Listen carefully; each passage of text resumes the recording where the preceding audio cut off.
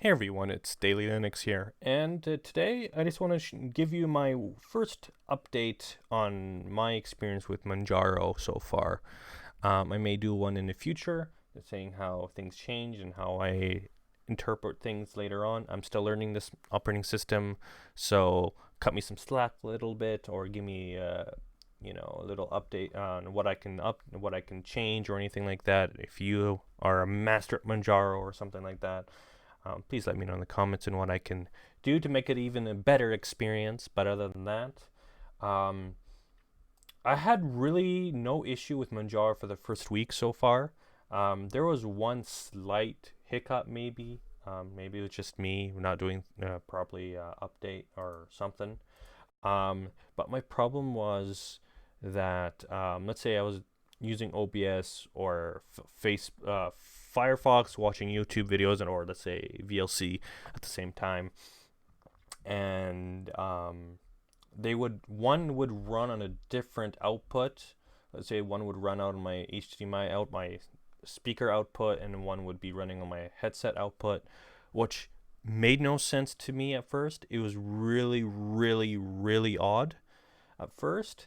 And then I was like, wait a minute, why is this doing this? So I opened up VLC, and then I told it in the playback or whatever, to tell it to run only on this device or this headset or the speaker when I switch back and forth manually.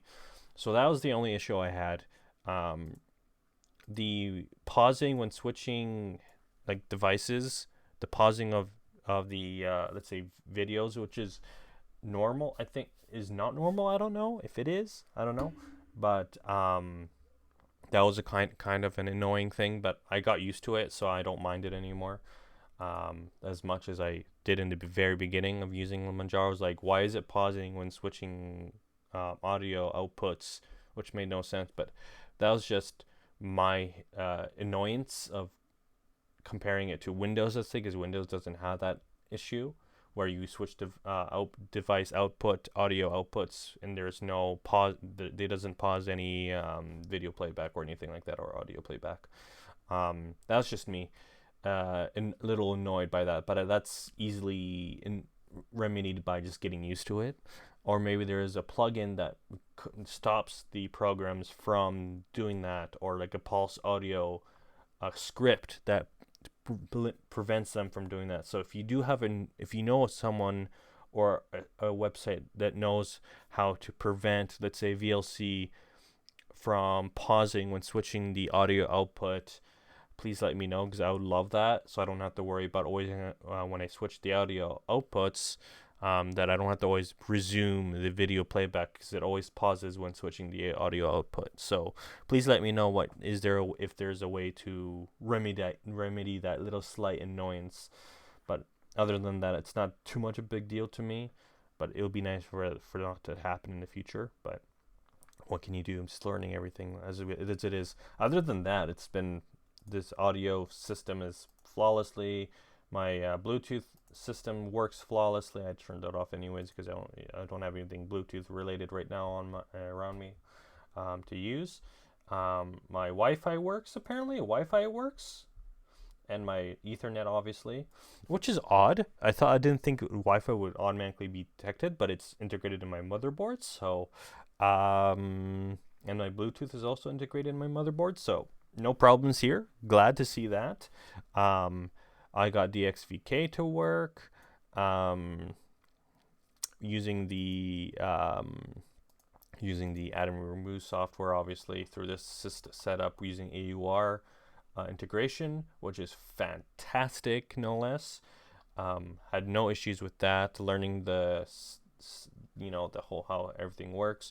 One thing I love about Manjaro right now is that when you're installing something, it installs all the dependencies for you. Let's say DXVK, it sets up the DXVK for you. You do not have to manually do it yourself.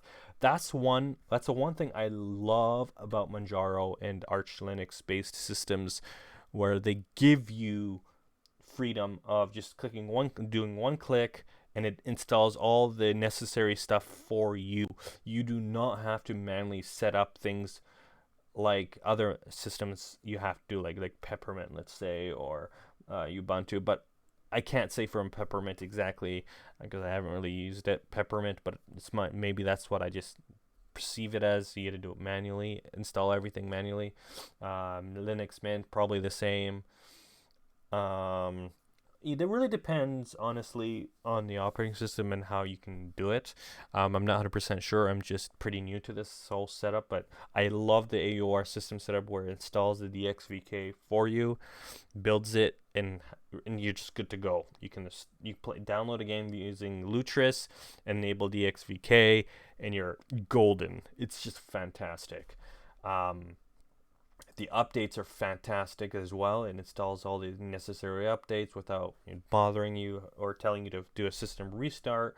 Obviously, there'll be maybe one or two updates, like very rarely, telling you to restart the computer. Maybe there's a serious system update there was telling you have to update to use the latest system software update or whatever. But that can rarely happen right now. So I'm loving it. System updates, not telling me to restart like Windows, where like you were installing an update. It's like, okay, you have to restart it now. And yeah, that's it. That's just annoying after a while. The updates, they're not intrusive. So if I'm playing a game, there's no pop-up saying, please, do you want to update now or update later? It just shows a little icon down here saying that there are updates available, but you don't have to worry about that until at a time where you have time to update those stuff. So yeah, it's been fantastic. I have no issues. It runs like a charm. Um, yeah, it's been an interesting thing. So I don't know what this program is called. Where is it? Bah, bra, bra, bra. I call it bra though, because it's bra. I found it sounds like bra to me. Bra is basically to me ba. I get is it ba? I don't know. It's an interesting name, but yeah, I can get Spotify, Visual Studio. Visual Studio is actually way better than Notepad plus plus. I don't know what it is, but Notepad plus plus gets smashed to bits by Visual Studio. I think I'll be using this Visual Studio for my let's say future Minecraft system stuff in the future. Um, never using Notepad plus plus ever again. Visual Studio is a godsend. Um, WPS Office I installed. They installed the sorry for my blocked nodes if you heard that. I have a blocked nose today. My allergies are pretty terrible, but that's not the point. My point is, this thing is like, what is it? Flat. This is a flat hub. So there's flat hub, and then there's AUR, and then there's regular packages. Please comment below what are the differences. I'm not 100% sure what these are if they're all the same or different.